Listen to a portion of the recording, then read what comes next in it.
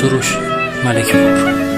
از عشق تو باره کوی و خیابون مجنون شدم و زدم به هر دشت و بیابون، تنها با تو با سازم و این دو چشم گریه، میبینم که همه ناز میکنن با عاشقاشون، مثل گربه میچرخند و میپیچن تو پاهاشون، یا که عشق میریزن زار میزنن تو بغلاشون. شاید ناز بخوان دست بکشن روی موهاشون، تو که یار میخوای دست بکشی روی موهاشون. ای خدا ای خدا چرا موندم از تو جدا، تو کجایی و من کجا، تو خدا من کجا. ای خدا من چی هستم هرچی هستم بدون عاشق عشق تو هستم، از تو هستم بت پرستم دل به عشق روی تو بستم. تو رفیقی تو عزیزی بپرس چرا عشق میریزی، بپرس که از کی میگریزی، بپرس به دنبال چه چیزی.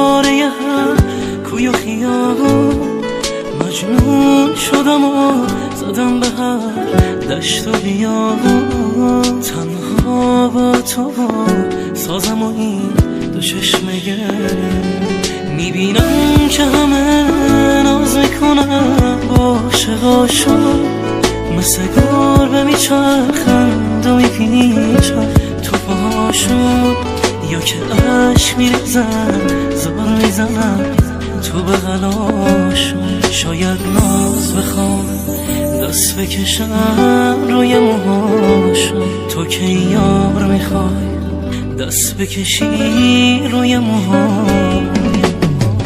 ای خدا ای خدا چرا موندم از تو جدا، تو کجایی و من کجا، تو خدا من کجا. ای خدا من چی هستم هرچی هستم بدون عاشق عشق تو هستم، از تو هستم بت پرستم دل به عشق روی تو بستم. تو رفیقی تو عزیزی بپرس چرا عشق میریزی، بپرس که از کی میگریزی، بپرس به دنبال چه چیزی.